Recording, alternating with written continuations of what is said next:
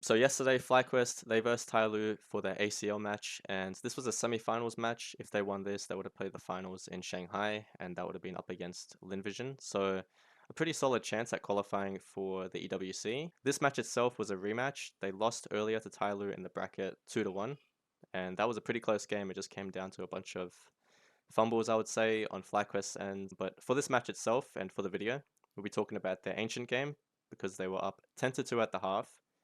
And then when the side swapped over, they lost 11 rounds in a row. So they swapped from T side to CT. On their CT side, 0 rounds. T side was pretty solid. So we'll have a look at this game on Skybox and also in game for any extra context. And we'll kind of like analyze, make comments about their side, going through each round. And disclaimer, we don't know exactly what's happening behind the scenes in terms of communication. You can't really see that when you watch back a demo. You're kind of left to make assumptions. So there's probably a lot of information that might not be as accurate when I comment about it. Yeah, we can only assume and make the best assumption. And to add one more thing, we're going to be looking at this in the lens of FlyQuest. So Tyloo, they can do whatever in the round. It can be solid. It doesn't really matter for this video. It's just mainly about FlyQuest, their protocols, fumbles, and reactions. Alright, starting off with the pistol round. Overall in the tournament, FlyQuest have a 50% win rate for their pistols, 10 wins, 10 losses. A few of those pistols came down to a player like Netic just multi-fragging to bring it back into the round. But overall, their game plans look alright. In this one, their CT game plan solid. They play completely off the B side of the map and have a good read at what Tyler's going to throw at them. So you have 2 points here, or 2 pack points to talk about. You got the A site defense and also the main activating point at mid with Vexite and Netic walking up. They have the safety net of Regali holding the flash the whole time. So whatever happens with Vexite's contact needs to be connected and communicated to Regali for the timing of the flash. You can see he makes contact here. This duel can go either way, but Netic's secondary to get that trade. And it's kind of mirrored by Tyloo's setup with the bait setup. But the main thing here is that timing of the flash. Regali is just at the back, waiting for a moment where he can chuck that flash and have that extra advantage in the situation. Because it's a 2v2, but they have that flash support to help close out their game plan at the middle area. That fails, but the A-site defense, we got Liaz up top, or down at the bottom of the Julie, sorry, and Ins at the back, ready to nade and bait Liaz for good timing on his peak. So Liaz finds the first one, the nade comes in, Ins can't close out the kill, but Liaz gets the second, and then it comes down to the mid-round part here. Liaz spots the bomb, and they have the info onto mid, and the rest of this is just kind of whatever. Liaz gets the bomb down, and it's just the extra mid-round where G gets a clutch. He isolates the first person and has a good read on Liaz's push after checking CT. That second round comes in, they go for the force buy, M4 and Vexite. Regali's got that MP9 and a bit of util to work with. They're going to be stacking towards the B side of the map, and Ins, he's just going to be towards A, applying some deep pressure. So this deep pressure might entice them to push a little bit more into B, assuming that they've stacked, so whatever info Jamyong relays to his team might influence their push. Tyloo goes for the game plan to flush out Cave with a Molotov, and this is pretty common, so FlyQuest, they need an extra game plan to update the situation. So if they Molotov Cave, we'll do this. Initially, Liaz and Regali, seems like they get into this setup where Liaz plays first contact and then Regali is in that bait position. But once that Molotov comes in, instantly they're disconnected and Regali is just left by himself to potentially get a good lineup in, but the best he gets is just a decent amount of damage. So they work off of that after. They still apply that pressure towards Cave, but Tyloo, they recognize the situation. They've killed Regali, their AWPer float player, so chances are of multiple players being there, it's pretty likely. So they slide off, nade Cave, dump more utility, and take back control of the situation. Vexite, he smokes off the Cave position. Liaz just stays a little bit extra to block any potential T's pushing through. Maybe they thought Liaz was likely dead, but yeah, they reposition, they split up from him, and they need to update their game plan. Vexite goes down to the warbang, and right now they're still kind of split by themselves. So it comes down to just a player multi-fragging here and having a good highlight. Liaz recognizes this and is pretty active, so he doubles up with Netic. They come up with an extra game plan, which is good. And then in the meantime, In's just chilling house. Netic has picked up the M4 and he has a flash, which he passes over to Liaz. and they go for this updated play, which is flash peeking ramp. So it's a good play, but the duel just doesn't go in his favor, and then the rest of the round is whatever. Ins pushes through the smoke, finds one kill, does a little bit of extra damage, but yeah. Next round comes in, FlyQuest, they invest in the double nades and a flash. Those double nades going to be sent on elbow early on. But Tyloo, they just go for their fast mid take and get in front of those nades. So Liaz caught off in an awkward position, swinging out wide, not anticipating the fast play, but then the mid-round part comes in. In still has his flash, so he can coordinate some kind of flash play with the pack, or the pack can call for him to come with the flash. But in the meantime, Nedic just jiggling at first, going to see if he can find a 1-dig while he's got his pack in front of him. That will eventually push forward. So they go for their advantage with the pistols, playing up close. Ins, he baits fake pressure towards mid, but I guess if they talk to each other more, like these players with ins, they could coordinate maybe a flash play at B ramp. They push up at ramp, not much to this round, the guns win out, the Vexite gets one, and then, yeah, next round. First buy round comes in, they're going to go for their double smokes, one on elbow, one on doors. The door one, it does miss, but Tyloo, they recognize the situation, they understand that FlyQuest are potentially going to be taking this area of control, so like banana and also middle. They apply a bunch of util, an extra flash on mid to make sure they get this control, and Tyloo, they're respecting it. They kind of take control back by playing passive and later on putting pressure. So they have a good read that they're heavy contesting, like with all the extra util they're chucking, the nade onto cave, the flash to support a mid take. They update their game plan and apply pressure towards B straight away. Mercury, Molly's long, G flashes towards B, and that's going to send Regali to assume that they're coming up B ramp, because if the CTs are playing heavy into this area, a common reaction is to just go up B ramp and hit that B site. But they fake that instead and timing a late mid hit. Jamyoung and Mosier, they come out middle late. Liaz, he gets one, but pretty awkward trying to deal with the split here. And Mosier, he finds ins and then kills Liaz right after. So it's well played from Tyloo. So FlyQuest, they get finessed across the map, pressure applied towards B, and then they take their timing at mid, splitting the smoke. So the distance that they create with this split on the smoke makes it pretty hard for Liaz to just clean up two there. In terms of trading out, Tyloo are definitely favored here. So I think it could come down to Vexite's role in cave. Later on, he does push the smoke here, and he actually contests for that position, but it's already too late. Mercury is taking back control of the situation. They've won out at middle, and all they have to do is just hold for any lady reactions. So maybe early on, Vexite can be closer to Ins to deal with the Mercury player. He can take responsibility of this banana area, while Ins can double up with his focus with Liaz on elbow. But start round, he mollies behind the smoke so they can't creep up close to it. Ins can focus on this because of that. And they go for this updated play where they nade the smoke. Ins peeks with it, doesn't get a clean kill, it's a bit awkward. Vexite could be close here to spam that wall and flush out Mercury's position, but the pressure at the same time towards B kind of draws him back. But once everything updates, it's already too late. The pressure's applied, rotations are drawn from FlyQuest by Tyloo, and they take their timing mid and go for the 2v1 first, and then they just clean up Ins who's still focused on banana. Vexite goes for the play to push to the smoke, but at that point, Tyloo, they've taken control of the situation, and all they have to do is just anticipate that. So a point we can take away from this round, and it could be a flaw in FlyQuest gameplay that translates to many other rounds, is antsiness. And this comes down to trust and communication. There's two examples of this happening in the same rounds, with Regali getting pulled over from holding A to flash support B. The idea is good. If they actually committed B, this would have been perfect, but the update that comes from Nedic on the situation is really important for Regali to just not be out of position here, because whatever happened at mid could have easily happened at A. When Regali's off this line, two players or the pack could have just walked out A and taken that control. And then the second example is with Vexite on cave. So on that B pressure, Vexite gets drawn backwards, split up from Ins, focusing on this lane control, and pretty much just disconnects from the situation. So he's fallen off. Once they realize, okay, it's a fake, then it's already too late. Tyloo have taken the advantage and abused the fact that FlyQuest have kind of broken down their structure because of a simple fake. Next round, they go for the half buy, decent amount of util and pistols, MP9 to work with. Start round, they're going to go for the fast mid control, kind of block them out from that position quickly, but now it comes down to the updated game plan before Tyloo can go for their B pop. Ins rotates over, tripled up towards B. Mollies come in pretty awkward to deal with, and a lot of just in the moment kind of plays happening here. They bought that extra util, so it's just flexible in where they use it.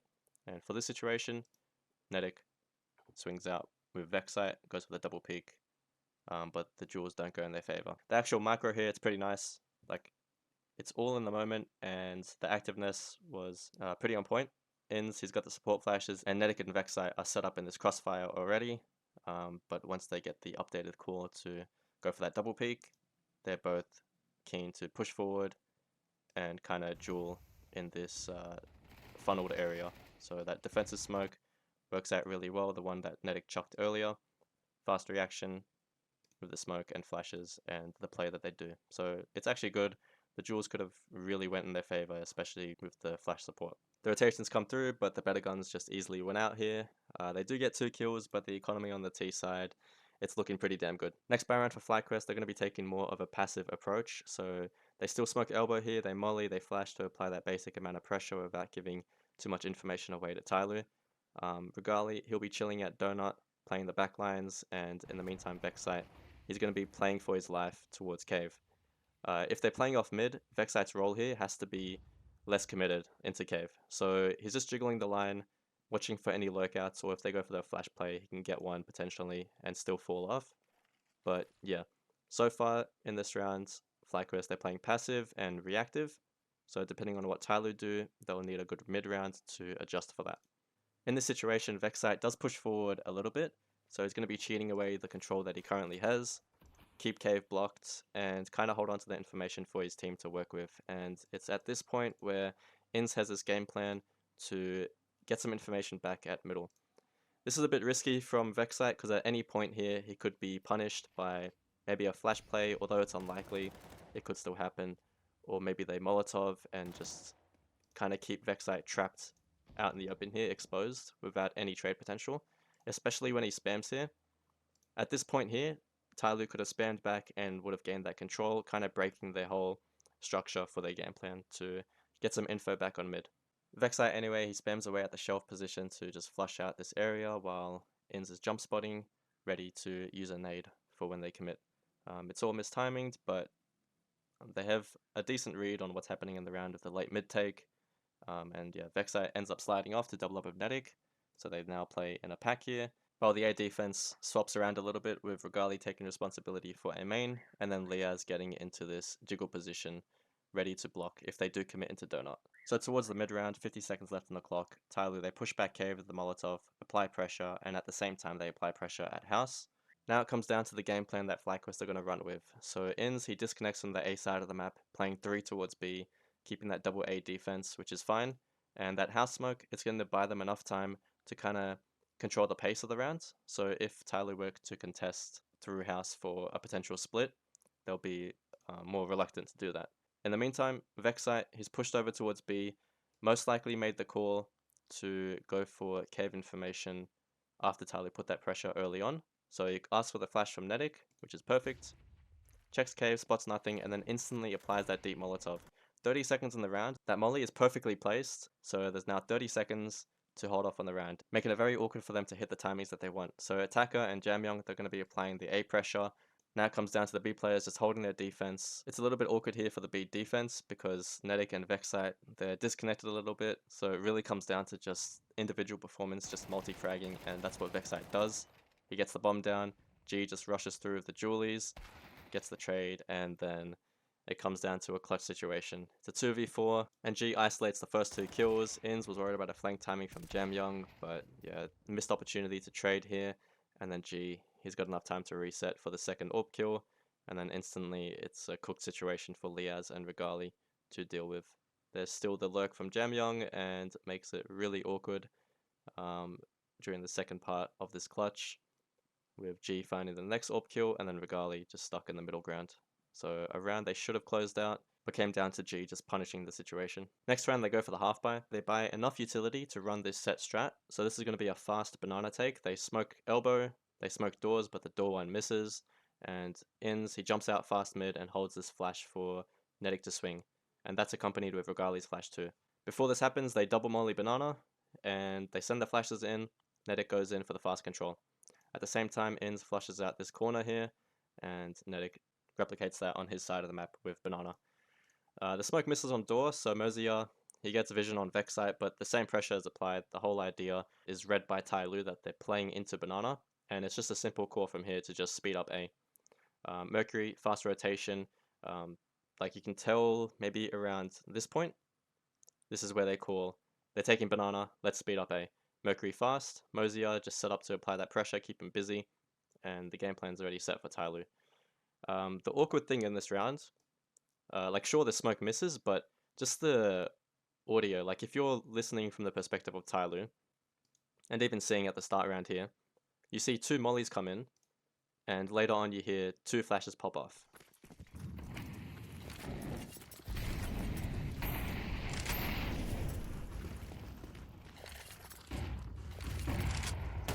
In the previous rounds, they haven't faked that type of pressure before. They haven't like conditioned Tyloo to not easily read the situation. So like early round here, no molly on Banana. Early rounds, no molly on Banana. Early rounds here, no molly on Banana. Like they haven't thrown an early molly on Banana up until this point where they want to run their set strat. So you could say it's like telegraphed in how FlyQuest are playing, and we'll see if they run this again in the later rounds. But the whole idea is Tyloo just has to listen for the info. They can give respect to their push, but in a way they're in control at the same time because they know what's happening and they just call around it. They haven't made a bluff or anything to kind of bait the Tyloo players into some kind of A setup. It's just a matter of taking Banana and then having to just retake the A site after. But the later part of the round to play defensive, let's see the timings on this. They flush out Banana. Nedic is chilling in the lane, and Liaz, he has this defensive smoke to buy some time, make it a bit awkward for their push. And then you got the rotates to come and kind of contest with each other. So the timing is good on the rotates. It comes down to like a stack versus a stack now. And they push forward, try and find their free kills, but their peaks are just like at their own timings kind of thing. And so they do get traded out, beaten by the guns. Liaz finds one, but yeah, you can only do so much here. After fighting quite a bit, they bring it down to a 2v3, and then it comes down to the mid rounds. They slide off back towards Donut, and then Mosier is set up for this lurk. Full buy now, and Regali's got his AWP. They got their double smokes, door and elbow. So they're going to be chucking those 2 smokes, but be playing more passive. Vexite's doing his standard cave stuff, taking control of that, and Regali is just passive towards the middle, covering the cross. Start round, Liaz, he's chilling with the nade out, so if they do flash out mid, he can nade smoke, get some info. But for now, heavy towards the B side of the map. And Vexite, pretty committed on the warbangs. He's trying to tag up anyone pushing through that elbow smoke, and also anyone on this lane area. For Vexite's role, he's just got to make sure he doesn't get punished by any off-timing pushes. Mercury can ask for a flash, or he could spam back on Vexite, and there's no real trade potential happening here. So the start round is fine, as long as Vexite doesn't overstay and he falls off in the given time, then it's all good. But what ends up happening, they get pressured at B, drags Vexite back, which is fine because they're playing off mid, they don't need to commit. And it comes down to the B defense. So Nedic blocks ramp, they take control of that situation, repositions towards short, and they're going to end up playing into cave here, where they get into a setup, a bit of a awkward setup with utility. They got no utility, single flash on Vexite, and they could end up doing a bait setup here.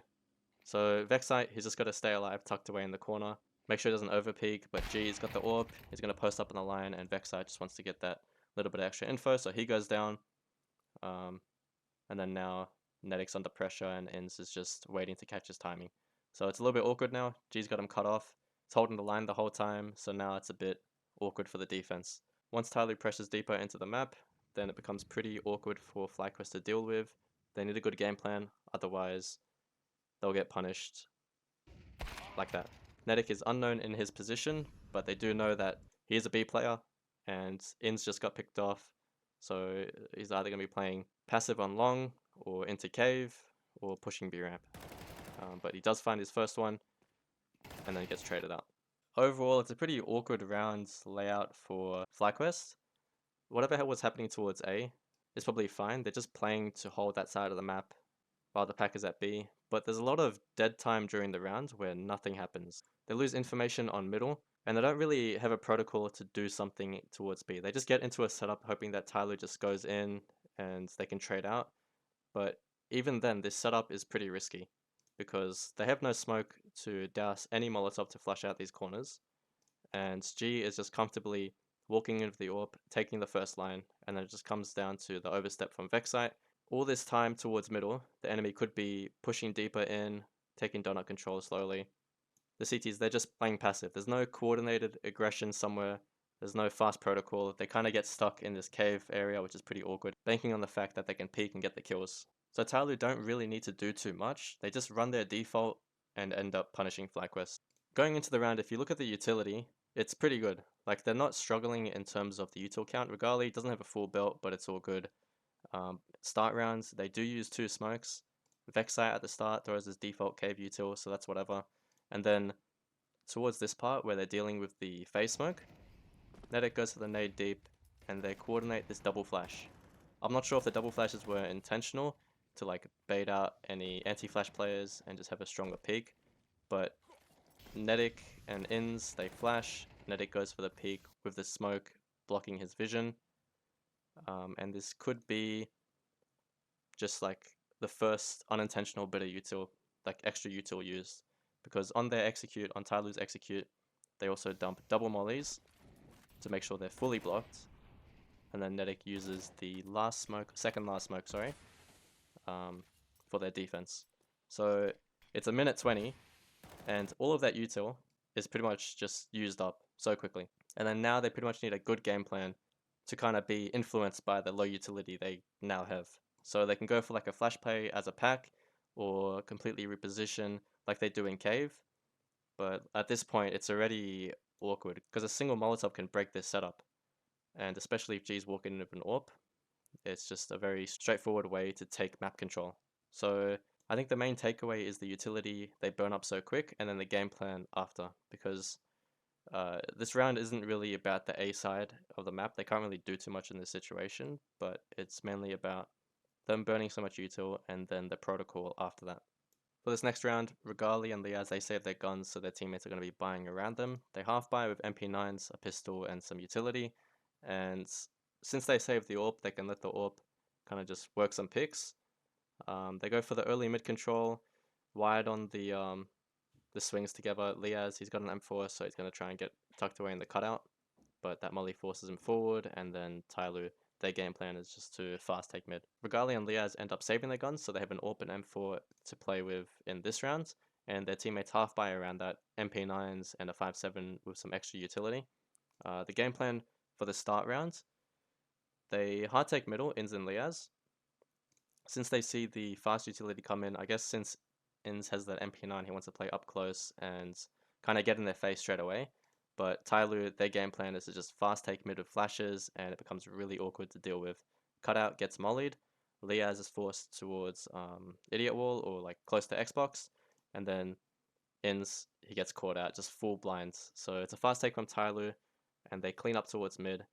Maybe the game plan was to assume that Tyloo would be playing a B default, and if they recognize the fast mid take, they would go into the AWP of Regali towards B. But that's not the case, and Tyloo, they end up cleaning up mid and taking fast control of the round, making it very awkward for FlyQuest to get back into it. So they could just end up saving, but Regali goes for the opener pick and tries to get another one, forces through the smoke of Nedic, but the timing is a bit awkward. Mosier, he's outside temple at Brokey, and finds his 2. So that's this round. Spirit have this play that they run at middle, where they run boost a player across, and not like the run boost to get onto shelf, but the run boost to fast cross this elbow area. So that could have been an option for FlyQuest. I'm not sure if they did this in previous games or have done this in the past, but coordinating a run boost to just run across could have been like the perfect situation for Ins to just get active straight away and have that double up with the players up close, ready to trade each other. Second last round, they buy up. Regali's got the orb, single flash, but the rest of his teammates good amount of utility. So the game plan they go with at the start is fast peeking A main, but there's like a pretty significant issue with this play. It's Regali smoking elbow. Regali shouldn't be smoking elbow here. Someone should take that responsibility. I'm not sure if that was like just someone not having the lineup thrown, or it was like a rushed smoke onto elbow. But Regali misses out on his spawn, and G's already posted just chilling, waiting for the peak. So in a way, it's well played from G, but once again, that smoke from spawn is a bit strange, because Regali's pathing should just be sprinting towards the A main position, especially if he's going for this early pick. But yeah, he gets picked off, Liaz is behind him, needs to update what he wants to do, and Ins is just jump spotting mid, sussing out any information in the meantime. So they've lost that control A main. Liaz, he's connected with Ins for any mid plays they want to do, and then Netic and Vexite, they're just sussing out, playing passive on the bomb site. Tyloo starts pressuring mid, and they just connect with their B players, with their elbow players, and they just do a slow take towards middle while G is ready to just punish. So in the meantime, Cave is pushed back a little bit, pressure applied, house is smoked, Ins is now blind off the info, and what's the game plan now? Vexite, he's blocked off Cave. Maybe he's going to double up with Netic and go for a push towards B ramp, but they need a protocol right now. There's a minute on the clock. Tyloo, they're taking space for free. Liaz gets a nice kill through the smoke. Maybe heard the bomb drop. And Ins, he's tripled over towards the B side of the map. He's just going to cover any pushes through house to A or any splits. And for Tyloo, it just comes down to splitting the A site now. They have good control at mid. They flush out Donut, apply the pressure of util, and FlyQuest, they need to update what they want to do. So they end up rotating on the execute. Liaz is given the info. He's tried to block Donut, but slides off and groups up with his team, which is fine. Then Vexite, he gets into the position to throw retake set, which is the smoke on A main, and a flash to send his rifle is in, but popping through the CT area becomes a choke point, especially with the off-timing peaks that the T's can just coordinate together.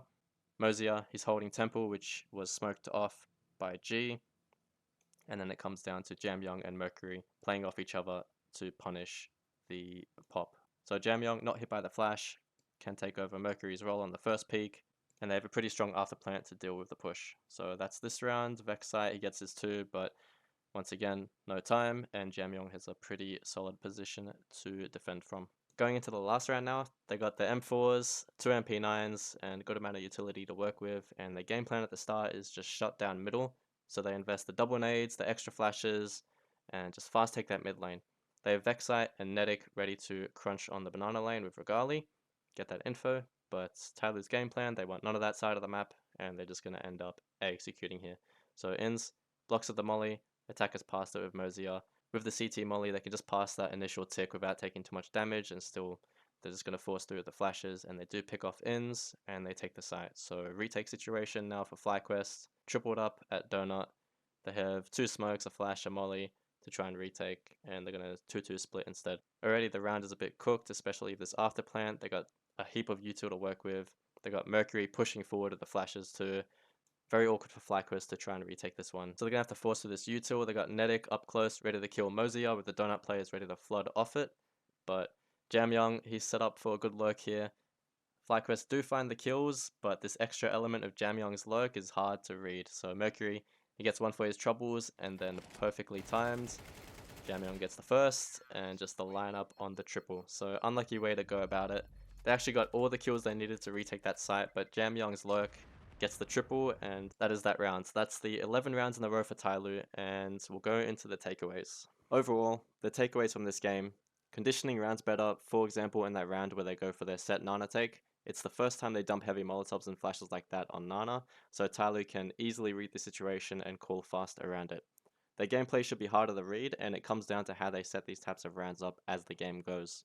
Burning utility too much and being finessed by Tyloo, there were a few moments where players went to rotate from their position off of the enemy's fake pressure, and although Tyloo were playing well to set those timings up, it also came down to good and fast communication from FlyQuest. If the comms aren't quick and accurate, then they'll be caught out of position, breaking their team structure in the round and also burning unnecessary util. And this comes down to the last point, where in the situations that they are disadvantaged, for example, low utility or awkward positioning, then they need those extra protocols and quick calling to help them get out of the disadvantaged situation. There's probably a heap of micro mistakes that you can point out in these types of games, but they lost as a team on their CT side, and this video is mainly covering that. Hope you enjoyed this type of content. Once again, the points I brought up in this video might not be fully accurate. We don't know exactly the behind the scenes of these rounds of the comms and how exactly rounds were influenced by gameplay and preparation, but overall, we pointed out the main takeaways.